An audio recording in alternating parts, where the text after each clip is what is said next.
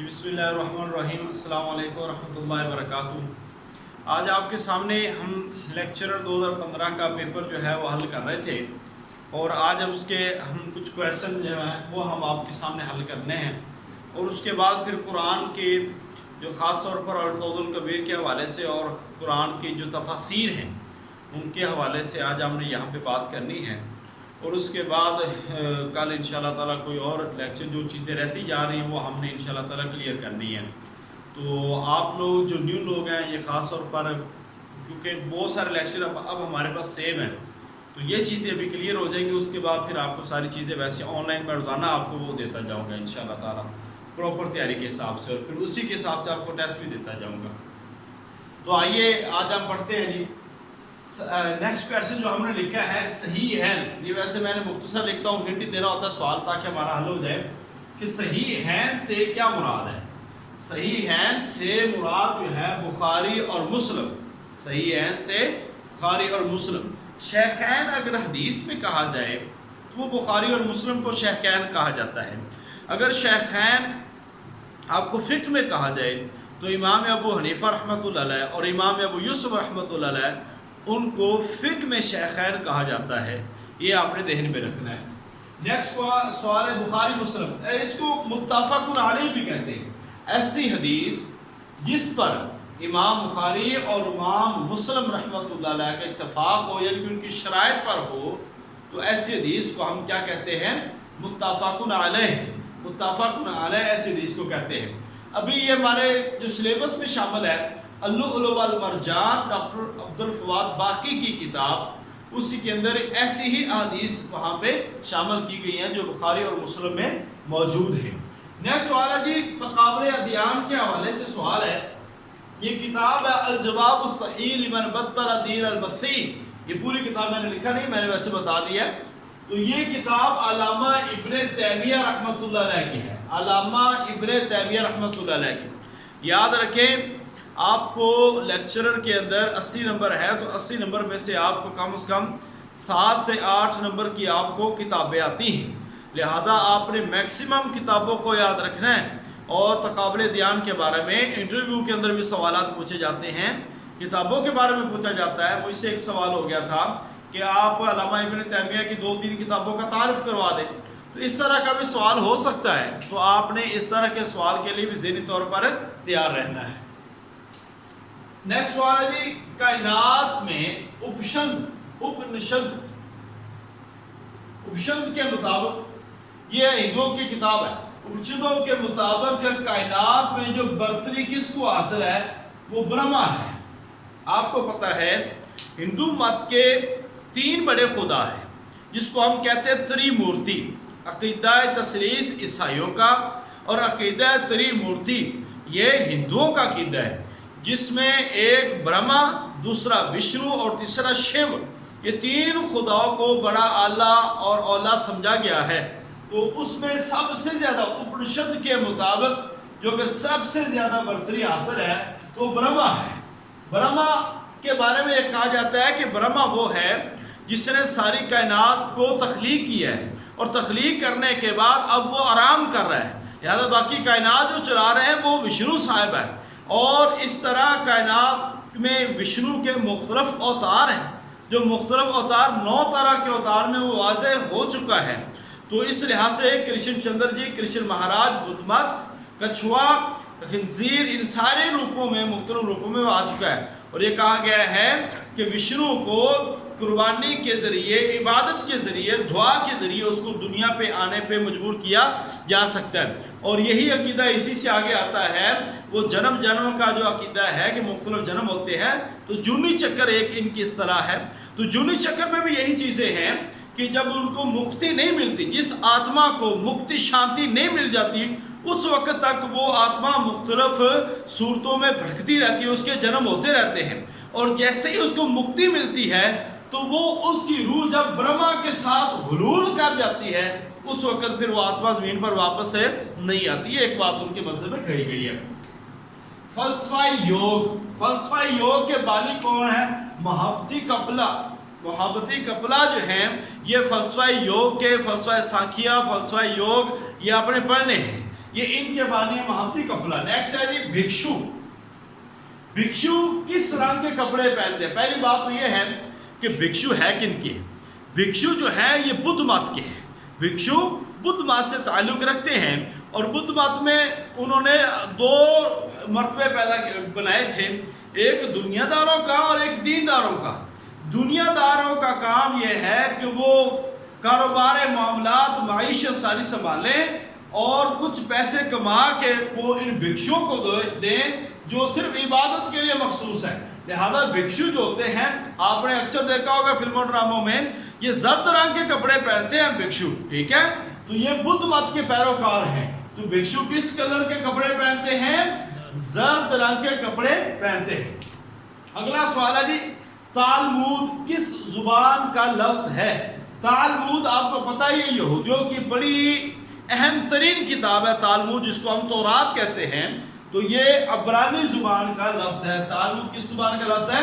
عبرانی زبان کا۔ اب دیکھیں کہ اتنے سوالات جو 2015 میں آئے ہیں، آپ دیکھ رہے ہیں کہ یہ سوالات زیادہ جو ہے نا تقابل ادیان میں سے آئے ہیں۔ تو آپ نے میکسیمم تقابل ادیان کو اچھی طرح تیار کرنا ہے، کیونکہ یہ وہ چیزیں ہوتی ہیں جو بیسیکلی فرق ڈالتی ہیں، اور خاص طور پر جو مدارس کے لوگ ہوتے ہیں ان کو ان چیزوں کا نہیں پتہ ہوتا، تو اس لحاظ سے ان کو اچھی طرح تیار کرنا ہے۔ احکام عشرہ، اب یہ بھی تقابل ادیان کا سوال ہے۔ احکام عشرہ کا تعلق حضرت موسیٰ علیہ السلام سے ہے۔ حضرت موسیٰ علیہ السلام پہ اللہ تعالیٰ نے 10 احکام نازل کیے، یہ اسی سے آتے ہیں۔ تو کہا یہ جاتا ہے کہ احکام عشرہ کے مماثل بالکل اس جیسے احکام اللہ تعالیٰ نے قرآن کی کس سورہ میں بیان کیے ہیں؟ تو اللہ تعالیٰ نے سورہ انعام کے اندر وہ احکام عشرہ یہاں پہ بیان کیے۔ پھر سن لیں، صحیح عین سے مراد بخاری مسلم، الجواب الصحیح لمن بدل دین المسیح، علامہ ابن تیمیہ رحمۃ اللہ علیہ۔ اپنشدوں کے مطابق کائنات میں برتری کس کو حاصل ہے؟ برہما کو حاصل ہے۔ فلسفہ یوگ کے بعد محبتی قبلہ اس کا بانی ہے۔ بھکشو کس رنگ کے کپڑے پہنتے ہیں؟ یہ بدھ مت کے ہیں اور زرد رنگ کے کپڑے پہنتے ہیں۔ تالمود کس زبان کا لفظ ہے؟ تالمود عبرانی زبان کا لفظ ہے، اور یہ یہودیوں کے متعلق ہے، تورات سے۔ احکام عشرہ یہ حضرت موسیٰ علیہ السلام پہ جو اتنے والے احکام تھے ان کے متعلق ہے، اور اس جیسے احکام جو ہے سورہ انعام کے اندر موجود ہے، سورہ انعام کے اندر۔ نیکسٹ آتے ہیں جی، ہم آگے بات کرتے ہیں، یہاں پہ ہم بات کر رہے ہیں کعبہ کی تولیت۔ حضرت اسماعیل کے بعد کعبہ کی تولیت جو ہے یہ کس کے حصے میں آئی ہے؟ کعبہ کی تولیت یعنی کہ متولی کون بنے ہیں؟ تو یہ قصی کا نام آتا ہے، قصی کا نام ہے قصی بن کلاب، اس کا نام آتا ہے، جس کو حضرت اسماعیل کے بعد تولیت ملی، متولی بنے۔ مکہ میں بت پرستی کا آغاز کس نے کیا؟ مکہ میں بت پرستی کا آغاز کس نے کیا؟ تو عمرو بن لحی جو شخص ہے، اس نے مکہ کے اندر بت پرستی کا آغاز کیا ہے، یہ آپ نے ذہن میں رکھنا ہے۔ مکہ میں بت پرستی کا آغاز عمرو بن لحی نے کیا ہے۔ حضرت خالد بن ولید رضی اللہ، یہ 2 سوال ہو گئے۔ تیسرا سوال ہے یہاں سے، حضرت خالد بن ولید رضی اللہ تعالیٰ عنہ کو سیف اللہ کا لقب کب ملا ہے؟ حضرت خالد بن ولید رضی اللہ تعالیٰ کو سیف اللہ کا لقب جو ہے یہ غزوہ موتا کے موقع پر ملا، سریہ موتا کے موقع پر یہ لقب ملا، تو آپ نے اس کو ذہن میں رکھنا ہے۔ اس کے بعد ہے جی غزوہ موتا کب ہوا ہے؟ آپ کو علم ہے 8 ہجری، اور یہ کہا جاتا ہے کہ پہلی انٹرنیشنل لڑائی جو مسلمانوں کی تھی وہ یہی تھی، غزوہ موتا، جو مسلمانوں نے باہر جا کے لڑی ہے، ٹھیک ہے۔ اس کے بعد یہ الرحیق المختوم، یہ سریہ موتا ہے، اس کو غزوہ موتا نہیں، سریہ موتا، کیونکہ اس میں نبی پاک صلی اللہ علیہ وسلم، زیادہ بعض لوگوں نے اس کو غزوہ بھی گنا، مگر یہ سریہ موتا ہے زیادہ ہے، ٹھیک ہے۔ الرحیق المختوم جو سیرت پہ ایک اہم کتاب ہے، اس کے مصنف کون ہے؟ اب ایک دفعہ سوال ہے کہ الرحیق المختوم کا موضوع کیا ہے؟ تو الرحیق المختوم کا موضوع کیا ہے؟ سیرت ہے۔ تو الرحیق المختوم کے لکھنے والے کون ہیں؟ مولانا صفی الرحمن مبارک پوری، مولانا صفی الرحمن مبارک پوری اس کے مصنف ہیں۔ نیکسٹ سوال آتا ہے جی، حضرت ابو بکر صدیق رضی اللہ تعالیٰ عنہ کا نام خلافت کے لیے کہاں پیش کیا گیا؟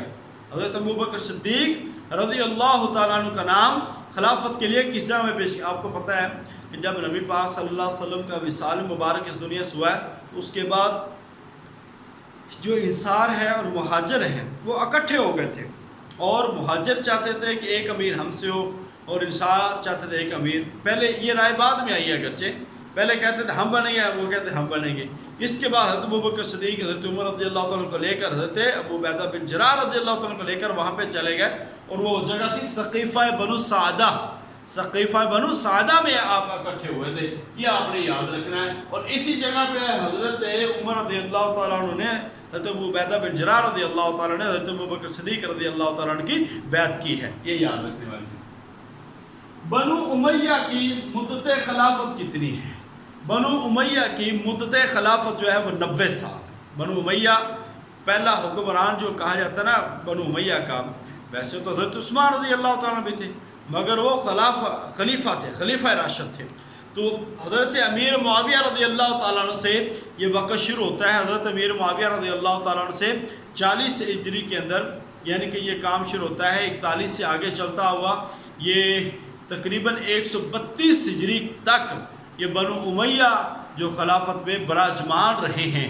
بنو امیہ جس میں سب سے بڑا دور جو حضرت امیر معاویہ رضی اللہ تعالیٰ عنہ کا ہے، جو 41 سے لے کر 60 ہجری تک آپ خلیفہ رہے ہیں. اور پھر 60 کے بعد جب آپ کی وفات ہوئی ہے تو آپ کے بیٹے یزید وہ خلافت میں براجمان ہوئے ہیں.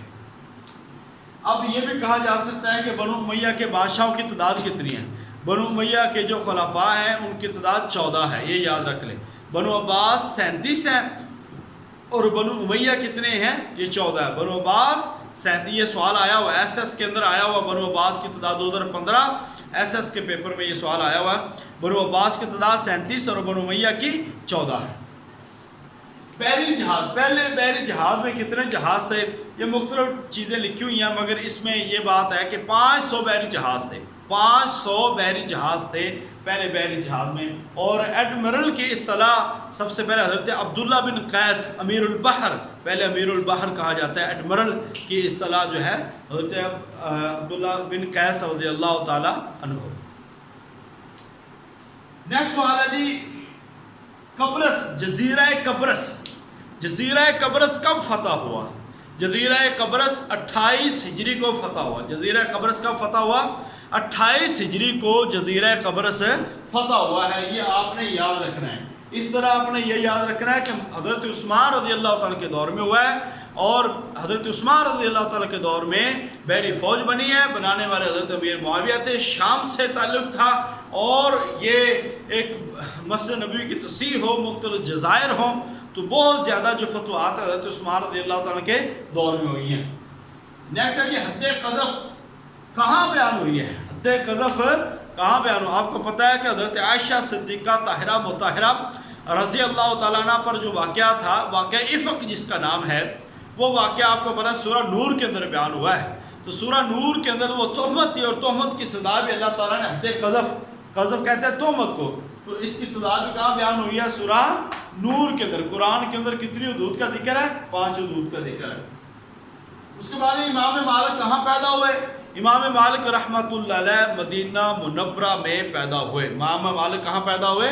مدینہ منورہ میں. سب سے پہلا پھر سوال سن لیں جی، کعبہ کی تولیت کس کے حصے میں؟ حضرت اسماعیل علیہ السلام کے بعد یہ قصی بن کلاب کے حصے. مکہ میں بت پرستی کا آغاز کس نے کیا؟ عمرو بن لحی نے کیا. سیف اللہ کا لقب حضرت خالد بن ولید رضی اللہ تعالی عنہ کو کب ملا ہے؟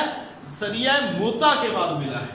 اور رحیق المختوم، سریہ موتا میں 9 تلواریں ٹوٹی تھی حضرت خالد بن ولید رضی اللہ تعالیٰ عنہ کے ہاتھوں سے، ٹھیک ہے، اور یہ 3 کمانڈر اس میں شہید ہوئے تھے، یہ بھی یاد رکھنا آپ نے. اور رحیق المختوم جو ہے یہ سیرت پہ کتاب ہے، مولانا صفی الرحمان مبارک پوری کی. حضرت عبداللہ ابو بکر رضی اللہ تعالیٰ کا نام خلافت کے لیے کہاں میں پیش ہوا ہے؟ تو حضرت ابو بکر صدیق رضی اللہ تعالیٰ کا نام خلافت کے لیے سقیفہ بنو سعدہ میں پیش ہوا ہے. بنو امیہ کی مدت خلافت کتنی ہے؟ 90 سال. اس کے بعد بحری جہاز کتنے تھے؟ 500. دوسرا قبرص کا فتح ہوا ہے 28 ہجری کے اندر قبرص فتح ہوا ہے. अगला हद कदम कहाँ नाज़िल हुई है? सूरह नूर के अंदर। और इमाम बालक कहाँ पैदा हुए हैं? मदीना मुनव्वरा में। तो ये जो आज का हमारा जो पेपर था, जो आज हमने आपके सामने हल किया है 2015 के लेक्चरर के क्वेश्चन 18-19 क्वेश्चन आज हमने यहाँ पे किए हैं। याद रखिए ये 18-19 क्वेश्चन नहीं होते, बल्कि इसके साथ बहुत सारे क्वेश्चन जो है वो हम हल करते होते हैं। तो लिहाजा इन चीज़ों को तो कम से कम आपने याद रखना है। ये पेपर रिपीट होते हैं, इन पेपर्स में भी आपको काफ़ी सारी चीज़ें आनी है, लिहाजा इसको याद रखिएगा। अभी हम